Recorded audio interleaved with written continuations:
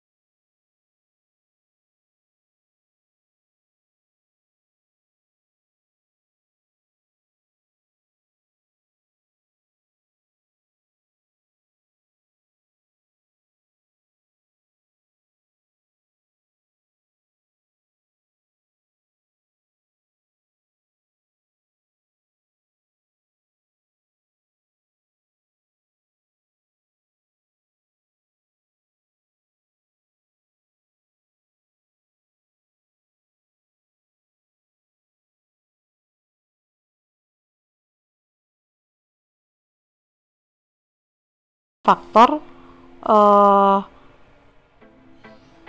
politik saja, tetapi kita akan lihat juga faktor sosialnya. Misalnya, terjadinya peristiwa perang Diponegoro bukan karena semata-mata karena makam dari leluhur Pangeran Diponegoro yang terlewati oleh Belanda yang akan membuat jalan, atau ada faktor lainnya yang menjadi penyebabnya. Kalau kita lihat dari faktor sosialnya, ada penyebab di mana masyarakat di Jawa pada waktu itu sangat menderita akibat perlakuan bangsa Belanda. Yaitu dari segi sosialnya. Ya, lalu kemudian satu faktor ini muncul hanya sampai di situ saja kalau kita menggunakan ilmu sosiologi. Kita akan lebih mendalam membahas tentang bagaimana sifat masyarakat Jawa pada waktu itu misalnya, sehingga kita akan lebih mendapatkan penjelasan lebih lengkap tentang sebab dari munculnya peristiwa perang Diponegoro ini dari sisi sosial, ya. Lalu kemudian dari segi yang lainnya juga kita akan bisa kaji.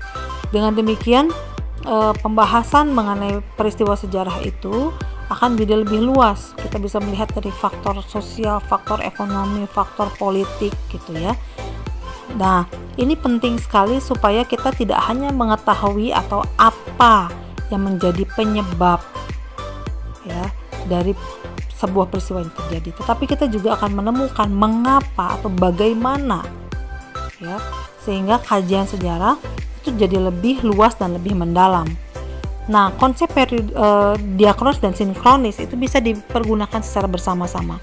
Kalian bisa menggunakan ini bersama-sama sehingga kalian akan menemukan bahwa kajian sejarah tentang satu peristiwa sejarah itu akan terlihat prosesnya, perkembangannya, karena kita akan membahas secara kronologis dari mulai awal sampai ke akhir peristiwa misalnya, dan itu memanjang dalam waktu.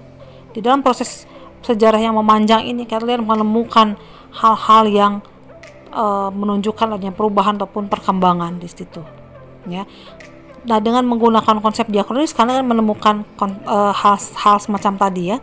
Lalu bagaimana kalau kalian menggunakan juga konsep sinkronisnya?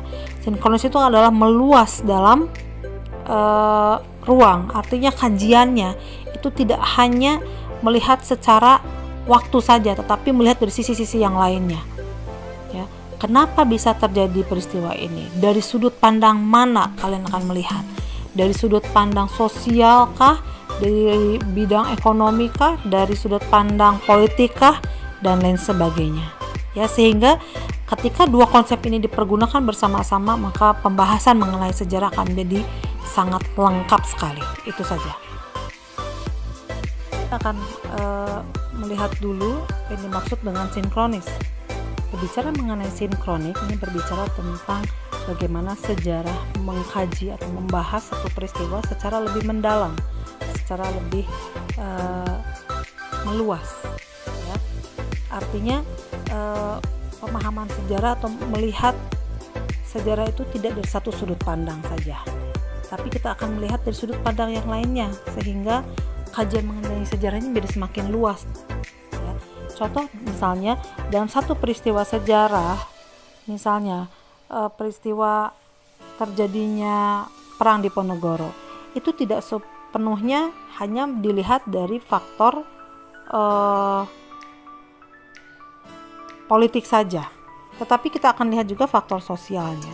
Misalnya terjadinya peristiwa perang Diponegoro bukan karena semata-mata karena makam dari leluhur Pangeran Diponegoro yang terlewati oleh Belanda yang akan membuat jalan, atau ada faktor lainnya yang menjadi penyebabnya.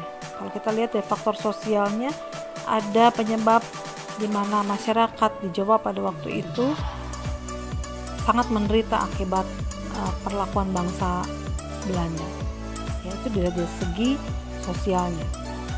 Lalu kemudian satu faktor ini muncul hanya sampai di situ saja. Kalau kita menggunakan ilmu sosiologi, kita akan lebih mendalam membahas tentang bagaimana sifat masyarakat Jawa pada waktu itu misalnya, sehingga kita akan lebih mendapatkan penjelasan lebih lengkap tentang